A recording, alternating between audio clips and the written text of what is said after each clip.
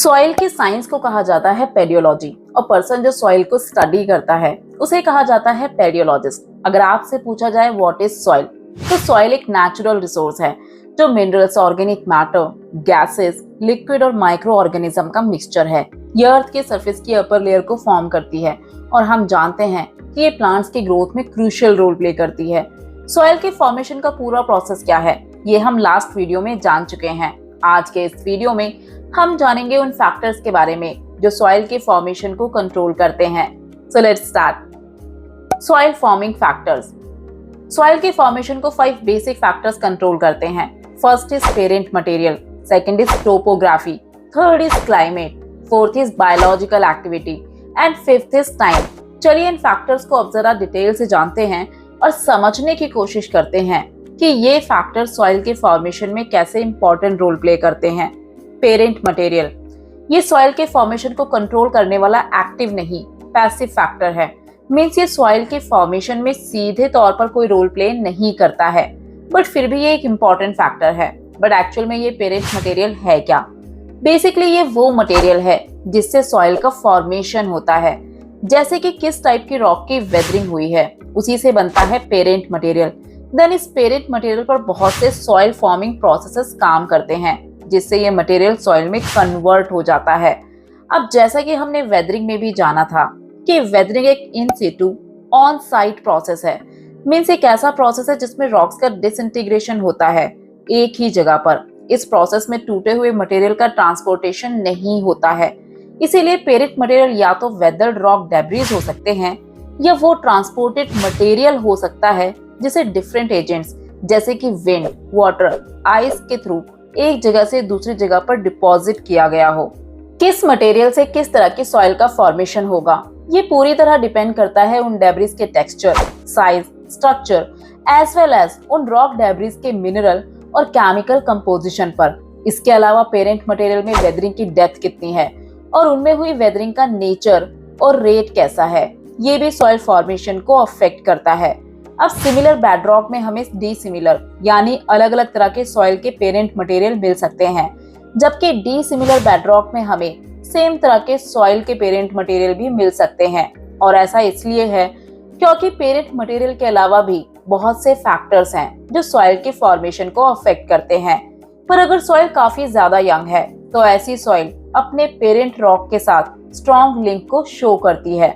अब आते हैं दूसरे फैक्टर पर जो है टोपोग्राफी। ये भी पेरेंट मटेरियल की तरह एक पैसिव कंट्रोल फैक्टर है। टोपोग्राफी से हमारा मतलब है किसी एरिया के फिजिकल फीचर्स कैसे हैं, जैसे कि उस लैंड का एलिवेशन, स्लोप कैसा है, वहाँ माउंटेन्स हैं, प्लेन्स हैं, वैलीज एटसेट्रा हैं। हम जानते हैं कि किसी एक पार्टिकुलर जगह पर चीजों के डिकम्पोज होने से सॉइल बनता है। अब ये डिकम्पोजिशन डिपेंड होता है मेनली 2 चीजों पर। पहला है सनलाइट और दूसरा है वाटर। सन की लाइट में एनर्जी होती है जिससे बहुत से माइक्रो ऑर्गेनिज्म एक्टिव हो जाते हैं। इसीलिए अगर सनलाइट नहीं होगी तो माइक्रो ऑर्गेनिज्म सरवाइव नहीं कर पाते हैं। फॉर एग्जांपल आर्कटिक और अंटार्कटिक सर्कल में सनलाइट की कमी की वजह से माइक्रो ऑर्गेनिज्म सरवाइव नहीं कर पाते हैं, जिस वजह से डिकम्पोजिशन नहीं होता है और इसीलिए इन जगहों में सॉइल का फॉर्मेशन ना के बराबर होता है। मेनली किसी भी जगह की टोपोग्राफी डिसाइड करती है कि वहाँ सनलाइट और वाटर किस अमाउंट में प्रेजेंट है, और किसी जगह की टोपोग्राफी ये भी डिसाइड करती है कि वहाँ के पेरेंट मटेरियल का अब तक कितना डिसइंटीग्रेशन हुआ होगा। जैसे कि माउंटेन्स जो एग्जाम्पल है टोपोग्राफी का। अगर माउंटेन बहुत ज्यादा स्टीप है तो वहाँ सॉइल का टिकना काफी मुश्किल है। इसीलिए यहाँ सॉइल काफी थिन होती है क्योंकि पानी के बहाव की वजह से सॉइल बह जाती है, जबकि फ्लैट अपलैंड एरियाज पर सॉइल काफी थिक होती है क्योंकि स्टीप स्लोप से बहकर सॉइल फ्लैट एरियाज में डिपॉजिट हो जाती है। इसके अलावा अगर जेंटल स्लोप है तो ऐसी टोपोग्राफी में इरोजन काफी स्लो होता है, जिस वजह से यहाँ वाटर का पर्कुलेशन अच्छा होता है और इसी से वेदर्ड मटेरियल के अंदर बायोलॉजिकल केमिकल रिएक्शंस काफी तेज हो जाते हैं और ये सभी चीजें सॉइल के फॉर्मेशन को फेवर करती हैं। अब फ्लैट एरियाज में डेवलप होती है थिक सॉइल जिसमें ऑर्गेनिक मैटर का एक्यूमुलेशन काफी अच्छा होता है, जिस वजह से इस तरह की सॉइल का कलर डार्क होता है। इसका सबसे बड़ा एग्जाम्पल है नॉर्दर्न प्लेन्स। हिमालय से जो भी एल्यूवियम बहकर आता है वो इन प्लेन्स में डिपॉजिट हो जाता है। और हम सभी जानते हैं कि नॉर्दर्न प्लेन्स में पाए जाने वाली एल्यूवियल सॉइल काफी ज्यादा फर्टाइल होती है। इसीलिए टोपोग्राफी भी एक इम्पोर्टेंट फैक्टर है जो सॉइल के फॉर्मेशन को कंट्रोल करती है। सॉइल फॉर्मिंग को कंट्रोल करने वाला थर्ड फैक्टर है क्लाइमेट। ये सॉइल का एक एक्टिव फैक्टर है, मींस जो डायरेक्टली सॉइल के फॉर्मेशन को इन्फ्लुएंस करता है। क्लाइमेट के दो इंपॉर्टेंट एलिमेंट है water and temperature. Climate element जो सॉइल के डेवलपमेंट में इन्वॉल्व है, first is moisture of in terms of intensity, frequency, duration of precipitation, evaporation and humidity. Means किसी पर्टिकुलर जगह पर रेनफॉल किस अमाउंट में है, वहाँ इवेपोरेशन और ह्यूमिडिटी कितनी है, ये सभी एलिमेंट्स डायरेक्टली अफेक्ट करते हैं सॉइल के डेवलपमेंट को। Second is temperature in terms of seasonal and diurnal variation. Means summer में और विंटर्स में टेम्परेचर में कितना वेरिएशन होता है, या दिन और रात के टेम्परेचर का वेरिएशन भी सॉइल के फॉर्मेशन और उसके डेवलपमेंट को इन्फ्लुएंस करता है। अब अगर पार्टिकुलरली बात करें प्रेसिपिटेशन की, तो ये सॉइल को मॉइस्चर यानी नमी प्रोवाइड करता है, जिस वजह से सॉइल के अंदर केमिकल और बायोलॉजिकल एक्टिविटीज पॉसिबल हो पाती हैं। सॉइल में जाने वाला एक्सेस वाटर हेल्प करता है एल्यूवेशन और इल्यूवेशन में। Eluviation means downward transportation of soil component through soil. Means जब सॉइल में पानी जाता है तो वो सॉइल के कंपोनेंट को भी अपने साथ नीचे ले जाता है। इस प्रोसेस को कहा जाता है एल्यूवेशन। और जब सॉइल के यही कंपोनेंट नीचे जाकर डिपॉजिट हो जाते हैं तो इसे कहा जाता है इल्यूवेशन। और यहाँ हम कह सकते हैं कि ये दोनों प्रोसेसेस एल्यूवेशन और इल्यूवेशन के लिए रिस्पॉन्सिबल है climate element precipitation.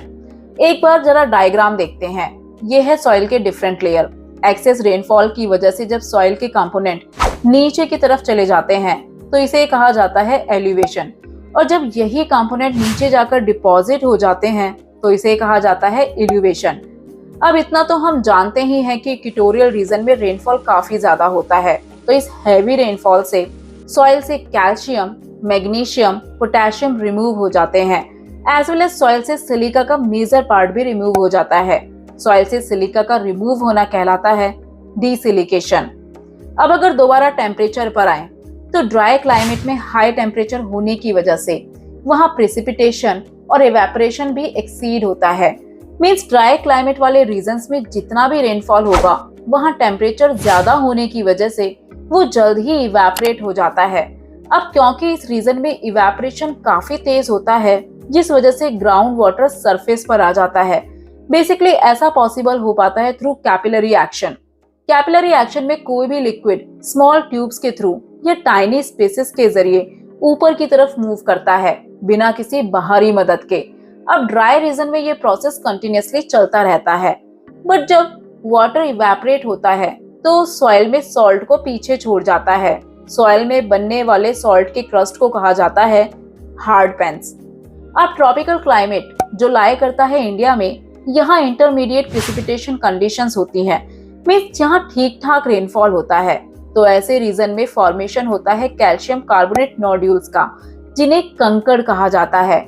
Temperature basically दो तरीकों से काम करता है, या तो ये सॉइल के अंदर केमिकल और बायोलॉजिकल एक्टिविटीज को इंक्रीज करता है या डिक्रीज करता है, क्योंकि हायर टेम्परेचर में केमिकल एक्टिविटी इंक्रीज होती है, जबकि कूलर टेम्परेचर में या फ्रीजिंग कंडीशंस में केमिकल एक्टिविटी स्टॉप हो जाती हैं। और यही रीजन है कि ट्रॉपिकल सॉइल में सॉइल के प्रोफाइल काफी ज्यादा डीप होते हैं, क्योंकि वहाँ टेम्परेचर और प्रेसिपिटेशन दोनों काफी हाई हैं, जिस वजह से केमिकल और बायोलॉजिकल एक्टिविटीज काफी तेज होती हैं। जबकि टुंड्रा रीजन्स में सॉइल कंटेन करती है largely mechanical broken material. Means इस रीजन में टेम्परेचर कम होने की वजह से बैक्टीरिया डेवलप नहीं हो पाते हैं, जिस वजह से बायोलॉजिकल एक्टिविटी ना के बराबर होती है। अब क्लाइमेट के बाद हमारा अगला फैक्टर है बायोलॉजिकल एक्टिविटी। हम जानते हैं पेरेंट मटेरियल मींस जिस वेदर्ड मटेरियल से सॉइल का फॉर्मेशन होता है, उस मटेरियल में वेजिटेशन ग्रो होती है या डिफरेंट ऑर्गेनिज्म रहना शुरू कर देते हैं। तब इस मटेरियल में ऑर्गेनिक मैटर का एक्यूमुलेशन होता है। साथ ही ऑर्गेनिक मैटर के आ जाने से सॉइल के अंदर मॉइस्चर को रिटेन करने की कैपेबिलिटी इंक्रीज होती है, एज वेल एज नाइट्रोजन का भी एक्यूमुलेशन होता है। Basically dead plants and animals soil को प्रोवाइड करते हैं ह्यूमस, और ह्यूमस ही सॉइल में पाए जाने वाला ऑर्गेनिक मैटर होता है। और इस ह्यूमिफिकेशन के प्रोसेस में मीन्स जब dead plants and animals decompose होकर ह्यूमस में ट्रांसफॉर्म होते हैं तब इस प्रोसेस में कुछ ऑर्गेनिक एसिड भी फॉर्म होते हैं जो पेरेंट मटेरियल में पाए जाने वाले मिनरल्स को और ज्यादा डिकम्पोज कर देते हैं। अब कोल्ड और वार्म क्लाइमेट में सॉइल के अंदर होने वाली बैक्टीरियल एक्टिविटी की इंटेंसिटी डिफर करती है, क्योंकि हम पहले भी जान चुके हैं कि कोल्ड क्लाइमेट वाले रीजन में बायोलॉजिकल एक्टिविटी काफी स्लो होती है, क्योंकि बैक्टीरिया ही हैं जो ऑर्गेनिक मैटर को डिकम्पोज करते हैं। बट ठंडे इलाकों में बैक्टीरिया की ग्रोथ ना के बराबर होती है, जिस वजह से यहाँ ऑर्गेनिक मैटर पूरी तरह से डिकम्पोज नहीं हो पाता है। और यही रीजन है कि इस रीजन में ह्यूमस का एक्यूमुलेशन ज्यादा होता है।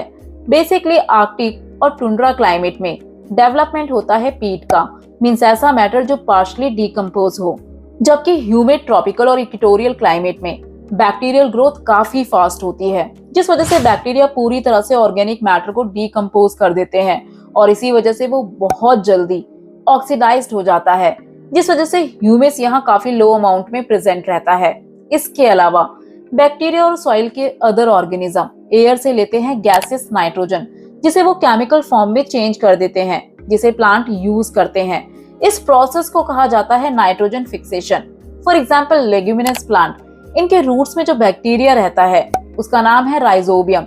ये बैक्टीरिया एयर से नाइट्रोजन लेकर उसे चेंज करता है यूजेबल नाइट्रोजन में, जिसे प्लांट यूज करता है बेटर ग्रोथ के लिए। इन सब के अलावा लार्ज नंबर में animals like ends, termites, earthworms, rodent etcetera soil में मैकेनिकल एक्शंस को करते हैं, जैसे कि अर्थवॉर्म जो सॉइल को फीड करता है और एक्सक्रीट भी करता है। अब इन अर्थवॉर्म्स के अंदर जो प्रोसेसेस चलते हैं वो सॉइल को काफी फर्टाइल बनाते हैं, जिससे सॉइल के टेक्सचर और केमिस्ट्री में चेंजेस आते हैं। सॉइल फॉर्मिंग को कंट्रोल करने वाला थर्ड इम्पोर्टेंट और लास्ट फैक्टर है टाइम। सॉइल फॉर्मिंग प्रोसेसेस का टाइम जितना ज्यादा लंबा होगा, सॉइल उतनी ज्यादा मैच्योर होगी और सॉइल का डेवलपमेंट भी उतना होगा, क्योंकि सॉइल तभी मैच्योर होती है जब सॉइल फॉर्मिंग प्रोसेसेस लंबे टाइम तक सफिशिएंटली काम करते हैं।